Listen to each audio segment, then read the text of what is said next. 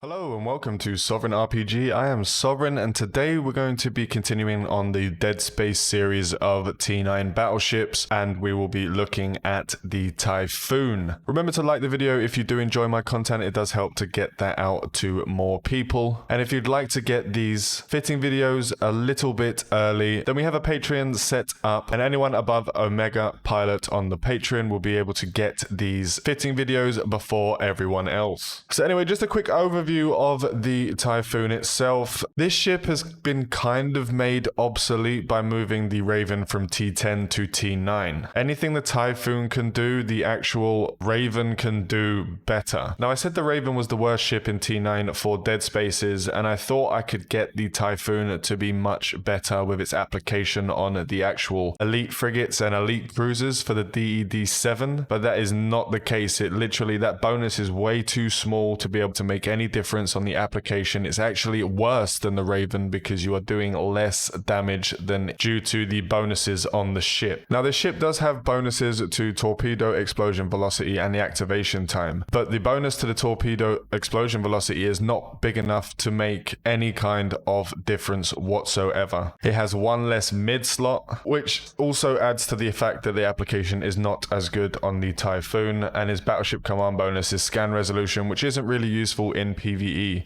Now Typhoon, again, the same as any of the other T9 battleships, are very good in all other aspects of PvE, and I would probably say in the long run the Typhoon is better for PvP. With the space speed of the ship, you can get this ship up to 1,000 meters a second with an afterburner if you have the right rig slot layout, and even higher with a micro warp drive if you so choose to. The scan resolution is always a good bonus in PvP, allowing you to lock those smaller ships much quicker than you can with its counterparts. So I'm not going to be saying by any means that this ship is terrible for every aspect of the game. This series of videos for the T9 battleships is strictly for the Dead Spaces. I like to make the fits on my ship more specific for what content I am doing rather than trying to fit a ship to do all content at the same time.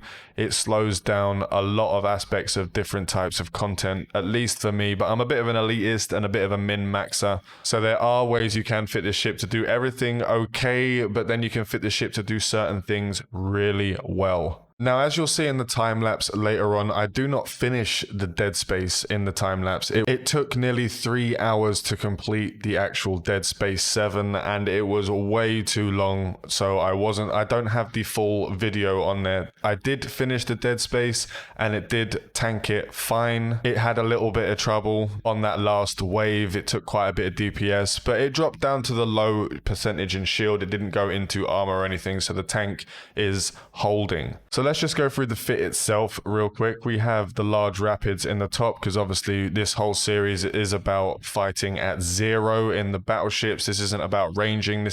You can have this fit for range and it not be, but then the application of the large missiles and the large torps on those elite frigates are even worse than using the rapids. So I am doing this as a on 0 face tank fitting series. This is not cheesing range series. That'll be something I'll be able to show you guys at a different time. So we have those 7 large rapid missile launchers in the top slots. In the mid slots we have the large energy Nosferatu. We only have one of them.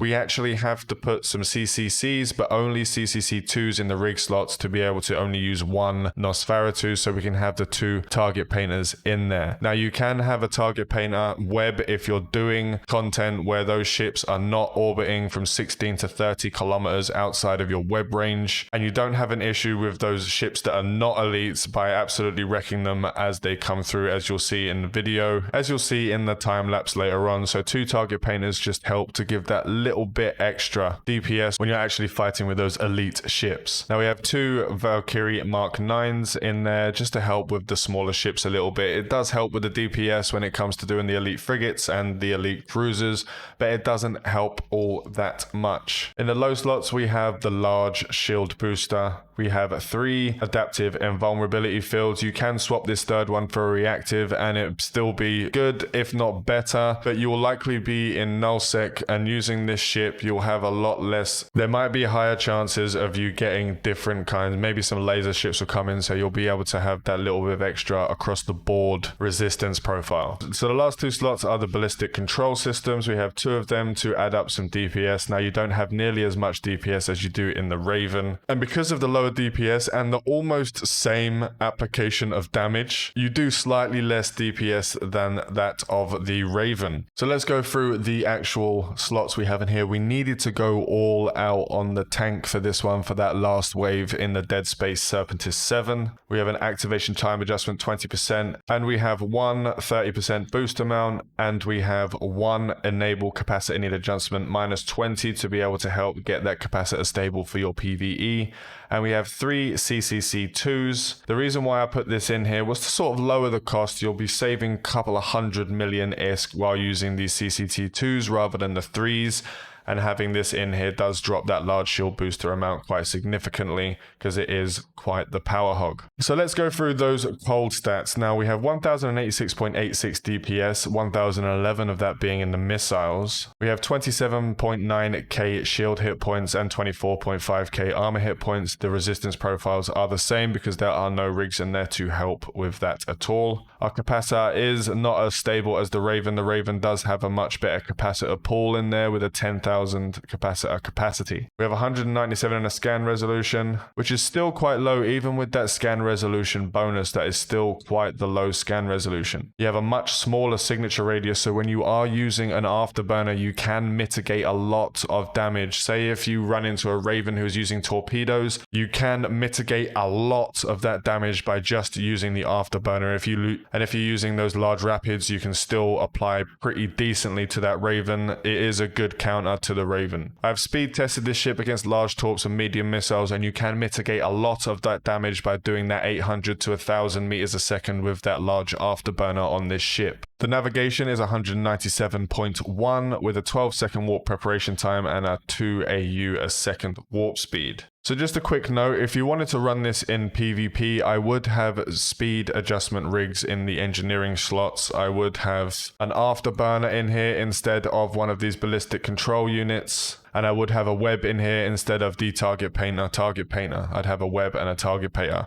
You don't have to use the NOS when you're fighting in PvP. It can help for a time if you're fighting another battleship that maybe has more capacitor than you, but at the end of the day, a large nuke will probably be better on the Typhoon than using the large Nosferatu, especially when fighting smaller ships. You can sort of cap them out and just murder them when the large missiles don't use any capacitor to fire those missiles. You could also maybe take off one of the defensives and stick a DPS module on there for a more PvP style fitting. But I'll go into more detail into a PvP style fitting of the Typhoon because I have been using it a little bit in PvP and I am quite enjoying the Typhoon myself. So let's go outside and have a look at the hot stats. It is a very good looking ship. It's one of the best looking ships that you can get from the Minmatar, personally, in my opinion. So we'll activate those 3 reds and we'll activate the 2 DPS modules just so you can sort of have an idea of how much DPS that it does and the defenses that it has. So our hot stats are 1703.24 is 1628.1 DPS on the missiles. Our defenses are 69 EM, 73 thermal, 79 kinetic and 83 explosive. This is very good for the Serpentis ones because you have quite high on the kinetic, explosive and thermal. But using this in a Mar, for example, if you're going to be doing sort of Blood Raider stuff, Sancha stuff,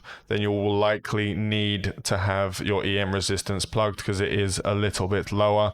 You could put the reactive in there to pump that EM resistance up a little bit more, but I put the 3 adapters in there just in case you run into PvP while you're actually doing your dead spaces. Everything else on the ship is pretty much the same. There's no differences, no changes. So my overall thoughts on this ship itself is that if they didn't move the Raven from T10 to T9, this ship would be made pretty much viable for your missile pilots, your large missile pilots, because they've added the Raven in and dropped it to the same level as the Typhoon. It kind of made the Typhoon obsolete in a lot of aspects of the game.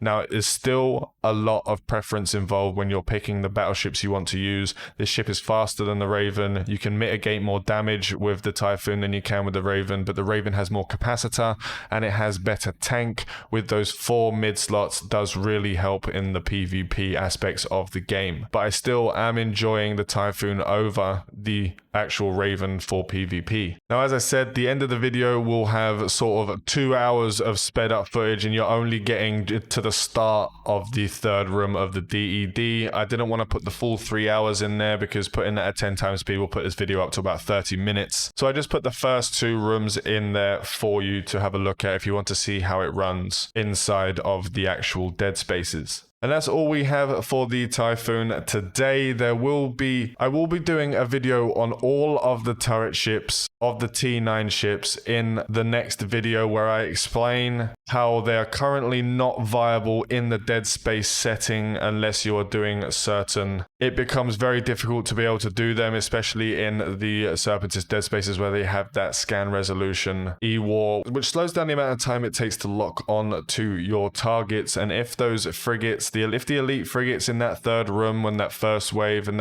those elite cruisers get on top of you the entire time, you cannot hit them with the turrets without severely damaging your tank, which you will need for that last wave if something does go wrong and everything sort of catches up to you. But we'll go into more details about that in the next video. Remember to like and sub if you haven't already. This is your one-stop shop to ETHECO's content. Fly safe and avoid local chat scams.